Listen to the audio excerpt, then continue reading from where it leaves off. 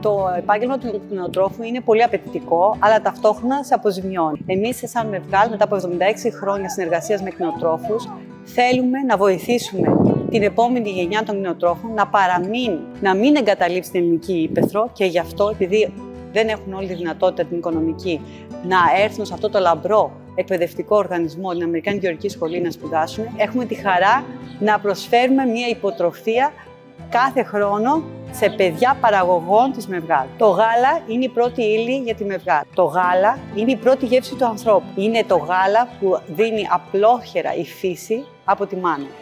Έτσι και εμείς έχουμε την ευθύνη να προσφέρουμε γάλα στις υψηλότερες προδιαγραφές ποιότητας προς τους καταναλωτές μας και τα παιδιά μας. Στη Μεβγάλ βρισκόμαστε στην καρδιά της αγελαδοτροφίας.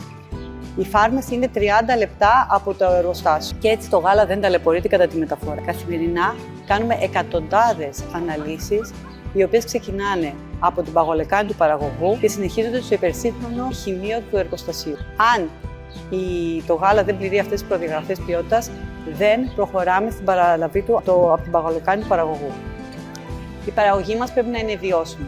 Αν δεν είναι βιώσιμη η παραγωγή της Μεβγάλ, τότε δεν είναι βιώσιμη και η Μεβγάλ. Χωρίς γάλα δεν υπάρχει Μεβγάλ. Γι' αυτό και προσπαθούμε να επενδύουμε στην εκπαίδευσή του, να βοηθάμε στις επενδύσεις που κάνουμε και να προσπαθούμε να παραμείνει η επόμενη γενιά στη φάρμα. Η περισσότερη παραγωγή της Μεβγάλ είναι παραγωγή δεύτερης και τρίτης γενιάς. Αυτές οι σχέσεις είναι σχέσεις ζωής. Το Academy by Mevgal είναι ένα πρότυπο εκπαιδευτικό πρόγραμμα το οποίο έχει λανσαριστεί από τη Mevgal το 2026. Εκπαιδεύει τους παραγωγούς μας με τη βοήθεια της καθηγήτριας Σωτηρίας Βουράκης επί της φάρμας σε θέματα διαχείρισης κοπαδιού, αποδόσεων γάλακτος, αναπαραγωγής και πολλά άλλα. Επίσης, κάνουμε ημερίδες προβατοτροφίας και αγελαδοτροφίας στην καταστάση μας στα Κουφάλια Θεσσαλονίκης. Έχει ευρεία αποδοχή το πρόγραμμα αυτό και γι' αυτό το συνεχίζουμε και σήμερα.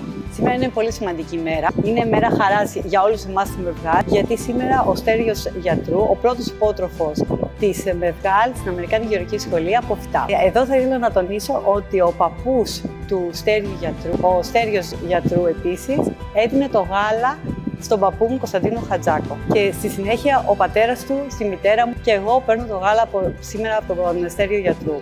Αυτές είναι σχέσεις ζωής με τους παραγωγούς τρίτης γενιάς της Mevgal.